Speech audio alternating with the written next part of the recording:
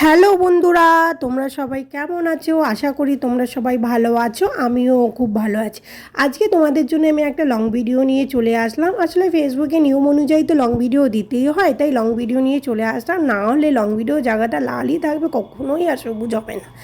আমার কাছে অনেক লং ভিডিওই আছে, কিন্তু আমার এডিট করার সময় হচ্ছে না। আজকে একটু সময় করে এডিট করে নিয়ে চলে আসলাম। তোমাদের দেখো এই ভিডিওটা অনেকটাই শেয়ার করছি, তাও কিছুটা অংশ শেয়ার করেনি, সেগুলি যোগ করে আমি একটা লং ভিডিও নিয়ে চলে আসলাম। তোমরা পুরো ভিডিওটা দেখলেই বুঝতে পারবে যে কতটুকু অংশ তোমরা দেখেছো আর কতটুকু দেখোনি, কারণ আমার কিছু ভিউয়ার্স আছে সবসময় আমার ভিডিও দেখে। এই যে দেখো, তোমরা আগেই দেখেছো আমি এইগুলো দিয়েই রথটা সাজিয়েছি, আর এই রথটা দেখো খুব সুন্দর করে সাজানো হয়ে গেছে।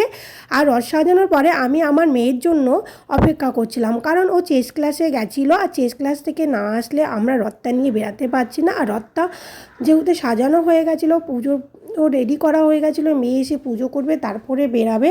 আসলে ও বলেই গেছিলো যে মা আমি এসে পুজো করব তারপরে বেরাবো বন্ধুর সাথে। ওর বন্ধু ওর জন্য ওয়েট করছিল যে বন্ধু কখন মেয়ে আসবে তারপরে বেরাবে। ওদের এত ভালো বন্ধুত্ব, সত্যি মন ছুঁয়ে যায়। তাই বন্ধু ওরা ওয়েট করছিল, তারপরে আমার মেয়ে পুজো করে নিল।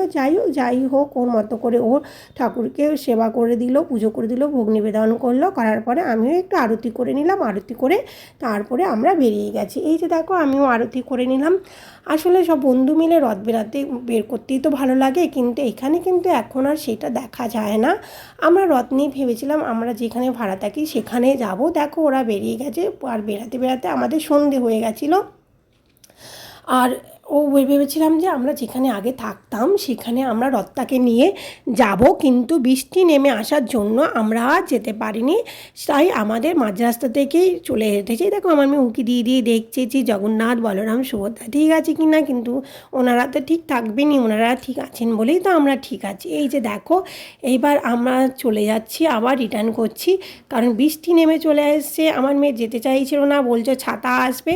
ওখানে ইসাম্বি দাদুকে ডাকছিল যে রথটা ভিজে যাবে, তাড়াতাড়ি আসো। সত্যিই তো রথ ভিজে যাবে, ছাতায় তো আমরা ছাতা দেবো, কিন্তু রথটা ভিজে গেলে কি হবে। তাই ও দাদুকে খুব অর্ডার করছিল তুমি আসো, রথটাকে বাঁচাও ছাতা দিয়ে, যাতে রথটা ভিজে না যায়। এই যে আমরা বেরিয়েছিলাম, কিন্তু এখান থেকে আমরা রিটার্ন করেছিলাম। তারপরে ওরা দুই বন্ধু মিলে ইসাম্বির বাড়িতে চলে গেছিলো, কারণ ইসাম্বির বাড়িটা অনেকটাই বড়, আর ছাদের মধ্যে ওরা দুজনে রথ নিয়ে খেলা করেছে। সেই খেলা করতে করতে 8:30টার সময় খেলে ইসাম্বির কাকার কাছ থেকে দাঁত তুলে তারপরে বাড়ি এসছে, কারণ ওর দাঁত থেকে অনেক ব্লাড বেরাচ্ছিলো, সকাল থেকেই বেরাচ্ছিলো, কিন্তু আর যাওয়া হয়নি। কিন্তু পরে আবার বেরিয়েছে, তাই দাঁতটা তুলে নেওয়া হলো। কালকের এক্সাম আছে। যাই হোক, এক্সাম তো নামেই ও তো সারা সন্ধে খেললো, 8:30 পর্যন্ত খেললো, দাঁত তুলে এসে দাঁত নিয়ে বই ডাকলো, পড়াশুনো হলো না। আর বাড়িতে এসে আমি পাঁপড় খেয়ে নিলাম। তোমরা সবাই ভালো থেকো, সুস্থ থেকো, খুব আনন্দে থেকো।